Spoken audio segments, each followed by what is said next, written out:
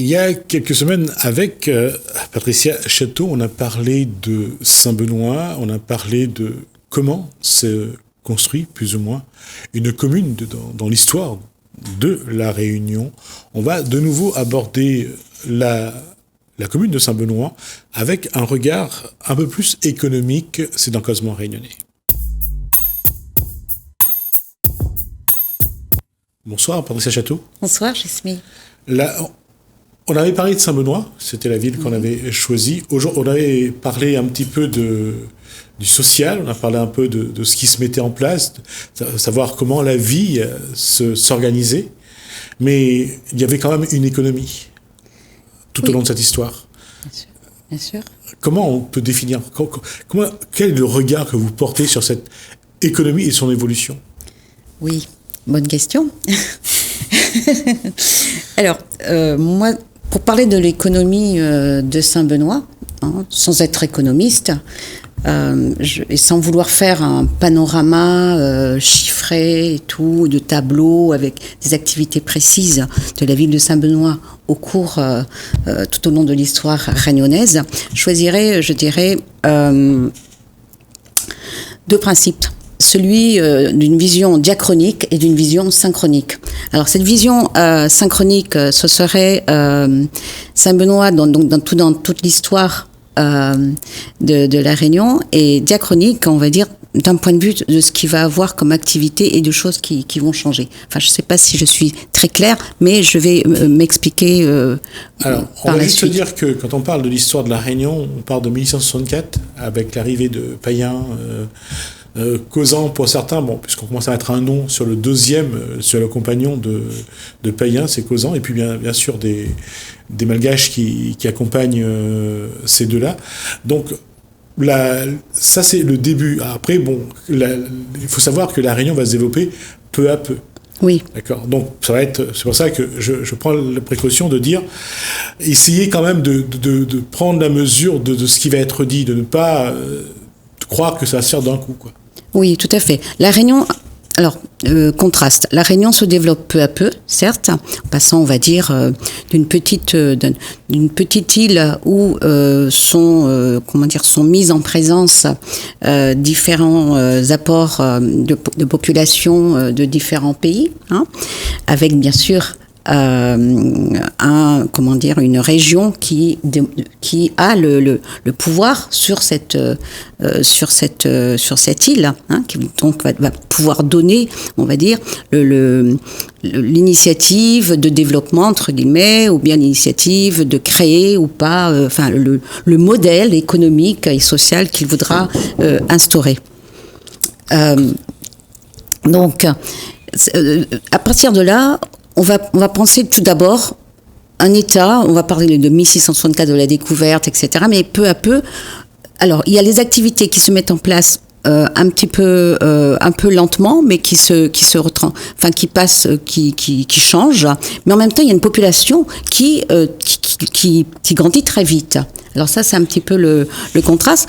Et dans une ville, sur une île où finalement c'est le modèle rural, c'est le sol qui est le plus important. Donc, alors, pour parler de l'économie, non pas d'un point de vue, on va dire qu'au départ, on a effectivement des habitants qui sont obligés de produire, d'avoir une certaine production agricole, un certain nombre de cochons, un certain nombre, je fais exprès d'énumérer, etc., de volailles, pour qu'il y ait, parce qu'il ne faut pas oublier que cette île n'a d'intérêt parce que justement, elle fait partie de cette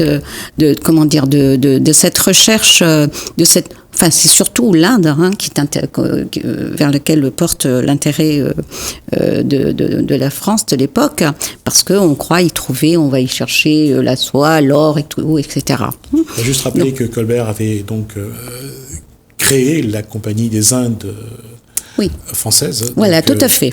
Au départ, donc, les habitants, ils sont installés comme ceci, mais bon, c'est Colbert qui va pouvoir donner, qui va envoyer, donc, qui va lancer ce mot d'ordre. Allez donc, on va maintenant s'occuper de l'organisation économique et sociale de cette île. Donc là, en échange de terres. En échange de terres, il faut des productions et il faut aussi acheter les esclaves qui sont sur place. Et on va dire que il y a deux choses qui me semblent importantes dans l'économie. C'est d'une part le choix de ces populations, la composition de ce peuplement, comment il se fait, etc. Et le rôle, l'apport, le rôle, le travail de chacun de ces groupes au fur et à mesure, et les activités qu'on va leur proposer. Parce qu'il faut à un moment donné rentabiliser, alors qu'à un moment donné il faut être sur place. Donc, voilà. Alors à ce moment-là, on parle de société de plantation, comme on l'avait vu la fois précédente, avec un principe de séparation entre les Noirs et les Blancs. On pourrait s'être... Oui. Non. La question, c'est lorsque cette économie se met en place, parce qu'il faut quand même... L'île intéresse par sa capacité à bien sûr fournir les bateaux en viande, en produits frais, c'est une chose.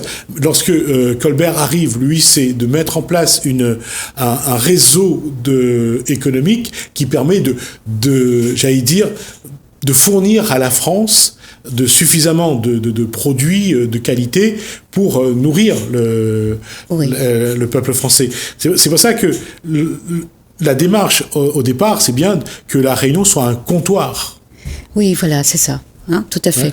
Ouais. Cette notion de comptoir est intéressante parce que, en même temps, alors quel va être le rôle de la compagnie ? Elle va être aussi un rôle financier. Oui, voilà. Tout à fait. Faut pas. Donc, on va voir bien sûr le Bourbon qui appartenait au roi, puis maintenant Bourbon, cette vassalité, on va dire du royaume de l'époque, elle va être entre les mains de Colbert, qui lui quand même se trouve dans un contexte financier et européen d'accaparement des terres des pays du Sud. Voilà. Donc, alors, maintenant, quand on parle, moi, j'aimerais bien mettre l'accent sur le fait que comment est-ce qu'on va parler de cette économie ? On va dire quelles sont les activités, bien sûr, on le sait. Agriculture vivrière, on essaie de s'en sortir, etc. Puis on essaie de faire un commerce avec les bateaux qui passent, etc. Bon. On va juste rappeler qu'à l'époque, c'était pas la canne à sucre que la Réunion fournissait, mais c'était le café. Pas encore. Pas encore. Je suis désolée, je suis pas encore arrivée. On y arrive. Ouais. Oui, effectivement, pour Colbert, ça sera très intéressant d'y arriver. Mais alors, avant que ça se mette en place, tout ceci, on pense qu'on va dire une espèce de grosse ferme, où un peu par-ci par-là, la population s'installe. Mais malgré tout, ils sont dans un système d'endettement puisqu'il va falloir produire de plus en plus et acheter. Donc, ils sont dans une situation d'endettement et malheureusement, on morcelle avec les générations. C'est pour ça, donc j'expliquais, on morcelle avec les générations qui arrivent. Et puis en même temps, on se trouve face à différents groupes. Alors, on va avoir le groupe des travailleurs, parce que les colons vont être soit en bail, c'est un contrat, c'est ce type de contrat qui va par la suite plus ou moins se transformer en termes de colonnage pour les Hauts ou ailleurs, même s'il y a des différences, on peut pas dire que ça soit totalement le contrat, etc., et qui par la suite, à un moment donné, lorsque on va tenter de parler de retraite pour ces personnes qui ont été en colonnage, alors là, on s'est demandé, oh là là, mais que se passe-t-il ? Est-ce que c'était un louage de service ou est-ce que c'était un louage de service donc de travail ou un louage de sol ? Alors là, c'est plus la même chose.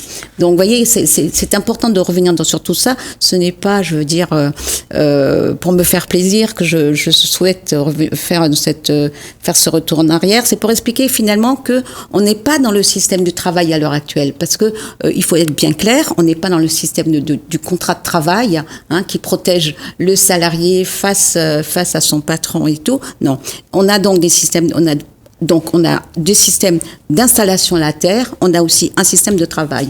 Mais donc, alors on a deux populations, une population qui arrive en tant que non libre, et cette population blanche justement.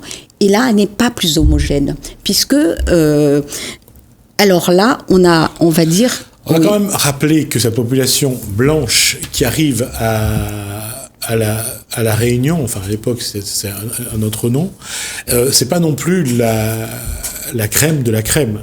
Ce sont des gens qu'on a voulu enlever dans les rues de la métropole, de Paris ou d'autres, qu'on a mis sur un bateau pour faire partir au plus loin. C'était plus une sanction. Et ils n'étaient pas là non plus pour venir travailler.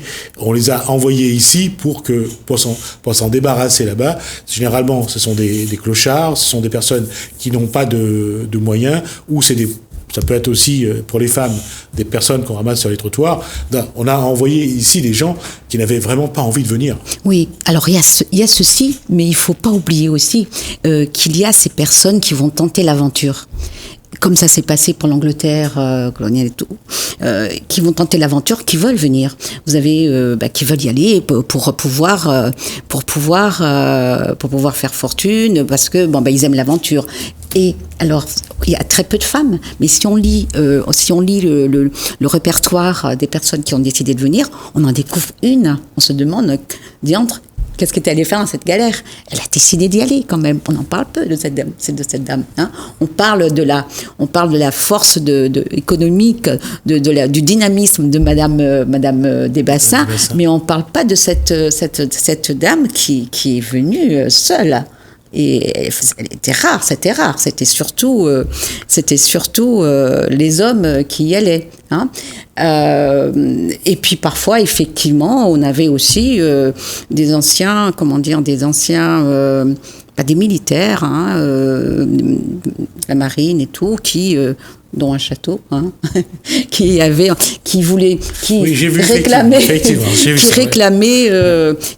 demandait en récompense de ses bons et loyaux services, d'aller sur cette île. Vous voyez ? Donc il y avait effectivement c'est bien de le rappeler pour que ça sorte un petit peu, pour qu'on reste pas sur cette idée. Oh là là. Oui, mais c'est bien de dire qu'il y a tout ce mélange. Il y a les gens obligés, aussi bien du côté de la population libre que non libre, et ceux qui viennent tenter quelque chose, tenter l'aventure. Ils sont peut-être moins nombreux, certes, mais ça existe. Donc il y a vraiment un... On installe, que ce soit à Saint-Benoît ou dans d'autres villes comme Sainte-Suzanne ou bien Saint-Paul, on installe quand même des modèles qu'on prend sur la métropole, avec une famille bourgeoise, avec des serviteurs, avec des esclaves. On calque ce modèle. Oui, c'est vrai que la dernière fois, j'ai eu du mal à accepter cette question de bourgs français, bourgs ruraux, etc. Pourquoi ? Parce que je sais plus dans quel répertoire de la population, on nous explique bien qu'il y a chez les colons il y a plusieurs groupes. Alors, quand vous n'avez pas de terre, mais que vous êtes libre, qu'est-ce que vous pouvez faire ? Vous pouvez être vous avez le commandeur, oui, qui est un blanc. Vous avez on appelle ça alors j'ai oublié, c'est un peu comme le régisseur, vous voyez ? D'accord. Et cette histoire, elle est fabuleuse, elle est riche, parce qu'on voit vraiment se mêler. On voit très bien une vie là, comme on décrit autrefois là, les bourgs en France. Eh bien, on voit très bien, par exemple, on nous raconte un ancien homme magistrat qui va aller vendre ses services, qui va lui faire ce contrat, presque comme si c'était le travail, un contrat de travail. Voilà, qui arrivait, mais qui n'était pas encore cela. Parce que lui, justement, il devait s'occuper de cette terre. Il n'en était pas propriétaire, il s'en occupait, mais s'en occupait en tant que chef. Là, il allait chercher le commandeur, et en général, le sous-commandeur pouvait être un noir. Vous voyez, il y avait tous ces groupes-là. Et il faut le comprendre pour savoir un petit peu aussi que, c'est une société qui est une société agricole, rurale, mais ça fonctionne quand même un petit peu différemment avec les différents rôles qui sont possibles, les différents postes possibles. Ça fonctionne un petit peu différemment des paysages. Parce que les terrains n'étaient pas les mêmes en plus. Et surtout, je pense que l'agriculture vivrière qu'on voulait, était aussi soumis aux aléas du temps. Voilà, exactement. Alors, il y avait plusieurs choses. Il y avait les aléas du temps. Il y avait, du coup, les maladies. Tout ceci pouvait décimer une population, plus qu'une population aussi, et puis surtout leurs moyens de subsistance. Alors, lorsque vous êtes régisseur à la limite d'une grande propriété, je ne sais pas comment ça se passe, vous pouvez très bien vous dire, là j'abandonne mon contrat, j'ai vu qu'ils pouvaient le faire, mais lorsque vous êtes commandeur, sous-commandeur, ou même la population qui vit sur cette plantation, et qui est obligée, elle, d'avoir une autosubsistance, là, effectivement, c'est terrible. Donc, on peut prendre l'histoire d'un point de vue de ces plantations. Donc, on raconte effectivement qu'ils perdent leur, ils n'ont plus de production, mais du coup, on peut se demander, effectivement, on peut voir la famine, la maladie, etc., qui décime la population et qui renforce un petit peu la pauvreté existante dès le départ. Et pour encore, j'allais dire, parler du système, et du système d'abord social et juridique, c'est pas encore celui j'allais dire le plus fort qui s'impose. Ça reste encore j'allais dire au nom du roi. On est encore dans cette c'est au nom du roi qu'on impose la loi. Et c'est un individu qui arrive, qui parle au nom du roi, c'est lui qui a tout le pouvoir aussi. Et il a tout, parce que tout appartient au roi. Donc il est quand même patron et propriétaire de tout. Voilà, tout à fait. Et c'est ce qu'on va retrouver chez des gouverneurs, chez les blancs officiers qui vont être là et qui vont accorder, s'ils en ont envie ou pas, un lopin de terre à telle personne. Effectivement, c'est un peu, ce sont vraiment les seigneurs de l'île. Et d'ailleurs, que ce soit à Saint-Benoît avec Brunet ou ailleurs, dans d'autres, vous voyez les statuts de ces personnes-là qui ont eu des postes de responsabilité. On voit que j'allais dire, la loi, c'est la force. Et c'est celui qui appartient au système mis en place. Et il est vrai que ceux qui arrivent par bateau, qui ont été récupérés sur les trottoirs dans les prisons, c'est pas simple. C'est pas simple. Donc, on va dire, là, ça va être vraiment selon leurs possibilités individuelles. Et effectivement, et puis selon aussi leur côté, je m'oppose, je réclame un gouverneur, je ne vais pas planter ceci, cela pour aller acheter deux esclaves, alors que ça me coûte, etc. Ça me rendra encore plus pauvre, etc. Donc, il y a tout ceci. Donc, voilà. Mais peut-être aussi que venir sur l'île, ça peut être aussi échapper quelque part au bagne, etc. Donc ça peut être un petit peu de tout. Oui, ça c'est clair que quand on est mal vu par la royauté ou par le pouvoir qui est en place, parce qu'il n'y a pas eu que la royauté, il y aura aussi ce que va mettre en place Robespierre et les autres, il y a un moment, on sent quand même qu'il vaut mieux partir plutôt que finir sur l'échafaud. Oui. Et puis, certains, d'ailleurs, ils seront peut-être pas sur l'échafaud, mais ceux qui n'arriveront pas à reprendre ce nouveau modèle de vie, qu'on va réinstituer à partir de ces petites plantations ou ces moyennes ou grandes plantations, ils vont effectivement, ils vont faire un petit peu le problème de cette société. Ils vont aller piquer deux poules pour se nourrir et se nourrir avec un petit peu ce qu'offre la nature. C'est pour ça que certains ont un petit peu mis en avant le côté exotique de l'île et le côté où le paradis qui nourrissait sans trop de difficultés. Voilà. C'est un paradoxe de dire ça aujourd'hui, Mais lorsque la France décide que la Réunion ne produira plus de café mais de sucre, ça va changer quand même la donne, parce que le sucre, à ce moment-là, est un produit très intéressant et surtout qui a de la valeur. Oui, alors, ça c'est, oui, tout à fait. Et cette partie-là, transitoire, donc on va dire transition par rapport à celle actuelle, hein, celle que nous connaissons aussi depuis 1940, oui, la départementalisation. 1946. Oh là là. Oh, merci. Oh, dis donc. C'est pas grave. Qu'on me pardonne. Alors, donc, justement, bon, j'allais en venir. On arrive après vers ce qu'on appelle les vraies colonies, qui vont être obligées de produire des cultures d'exportation à grande valeur. Hein, mais avec aussi les mêmes difficultés, le climat tropical, etc. Donc voilà. Mais là aussi, il faut voir. On va revenir sur ce groupe, hein, ce groupe qui vient de, on va dire, qui sont des chevaliers, qui deviennent un peu plus ou moins les seigneurs de l'île. Eh bien, ceux-là, ils sont vraiment, comment dire, ils ont compris leur intérêt. Hein, ça marche, et ils ont, on va dire, et ça s'arrête pas à la production du sucre, parce qu'il faut organiser, il faut une organisation sociale.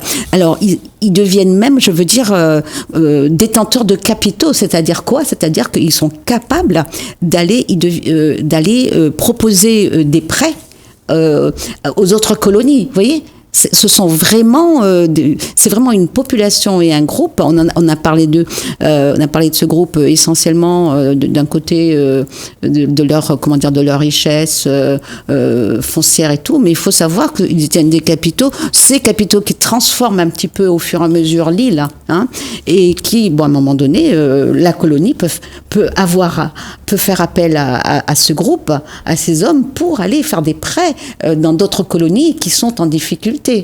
Et comme Pondichéry. Oui, Pondichéry, bien sûr, le comptoir français. Là, en Inde, c'est d'autant plus important parce que quand on parle de prêt, on parle d'argent. L'argent a été important à La Réunion, c'est sur la construction des usines sucrières.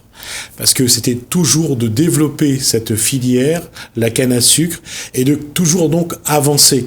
Et quand on parle que ce soit à Saint-Pierre, que ce soit là où il y a les usines, comme il y en a eu à Sainte-Usagne, il y en a eu à Sainte-Marie, le pouvoir va partir aussi de là. Ça va être vraiment, la partie visible de l'iceberg.